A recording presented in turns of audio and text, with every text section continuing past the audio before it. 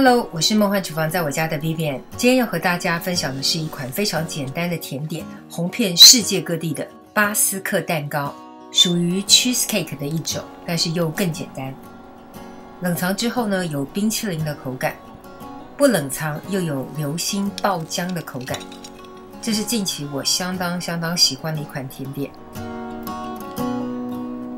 很建议大家假期来玩一下这个非常有成就感的一款甜点。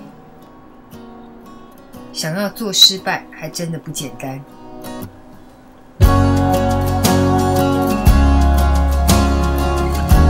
好，那赶快来准备所有材料的部分。新鲜的全蛋3颗，我多加了1颗蛋黄，可以减少蛋糕的弹性跟张力，不加也行。然后随便搅打一下，变成全蛋液。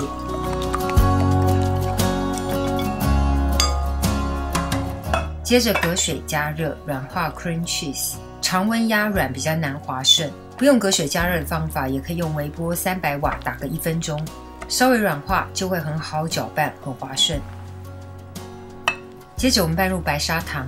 我个人习惯把白砂糖用调理机打得更细一点，细的跟粉末一样，就很好搅拌。稍微搅拌一下就非常滑顺了。接着再分次加入全蛋液，分次搅拌主要就是为了搅拌均匀的意思。老实说，这个步骤呢，也可以直接拿调理机把所有的材料全部混拌在一起，搅成一个滑顺的面糊状态，这样就更快速了。不过为了示范给没有调理机的朋友，我还是分次慢慢的拌。本来这个步骤要用打蛋器来拌，但是我懒得换工具，直接用细胶刮刀来拌也可以。接着拌入鲜奶油，新手怕不匀的话，一样分次加入。经验丰富的老手可以直接全部一次下，一起拌。原则就是搅拌混拌均匀就可以，没有什么特别的技巧。如果想要在面糊当中加上些许的自制香草精，那香气会更好。接着加入低筋面粉或是玉米淀粉，试过这2种粉都可以哦，口感差异不会太大。想要稍微轻一点的口感，可以用玉米淀粉。不过说实话，2种都很好吃。嘴巴不挑的人呢，基本上是吃不太出来的。拌匀之后的面糊呢，建议过个筛，口感会变得更细致一点。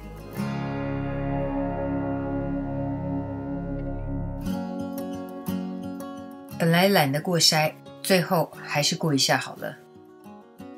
因为担心呢，有时候手工拌，还是有些粉粒没有办法拌匀，过一下筛比较安心。接下来准备模具，只要可以放入烤箱烤的模具都可以哦。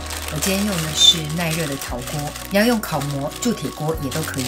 我这个大概是20公分大小，铺进去的烘焙纸揉得皱皱的都没有关系，才会有手工制作的视觉效果。就把刚刚的面糊全部倒入，表面稍微的刮平一下，有点不平也是 OK。然后在桌面上震个几次，把面糊内的空气给震出来。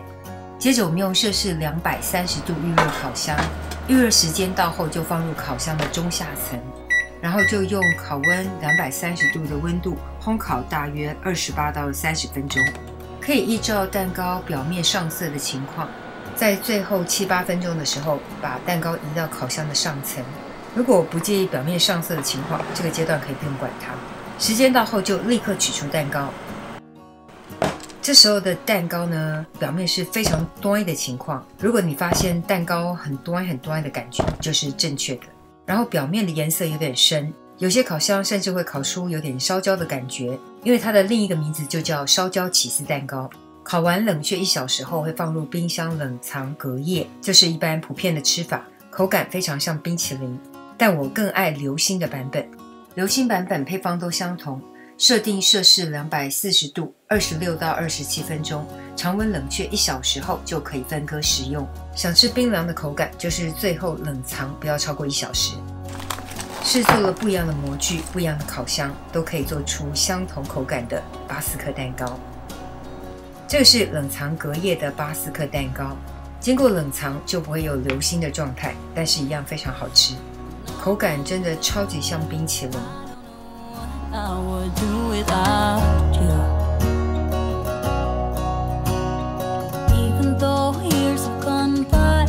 I'm still in love with the way that you smile. And when I look in your eyes, I know that I will be with you the rest of my life. I will be with you until I stop breathing. I will keep loving you as long as my heart's beating.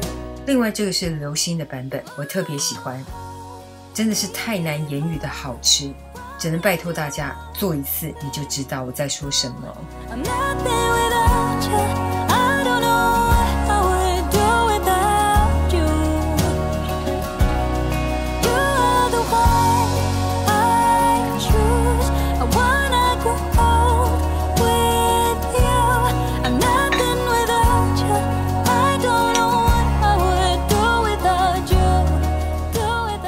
就是今天的食谱分享咯，如果喜欢别忘了按赞留言加分享，最新的食谱也欢迎订阅我的频道，更多的生活分享好物推荐，欢迎加入我的 IG 跟 FB， 还有别忘了开启小铃铛，才不会错过最新影片哦。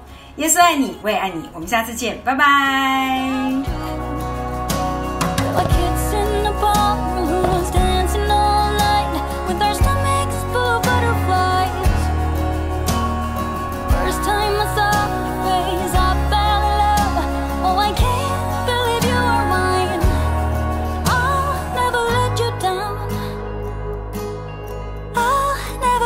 Down.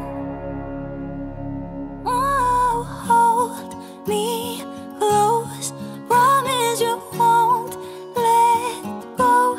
I'm not there.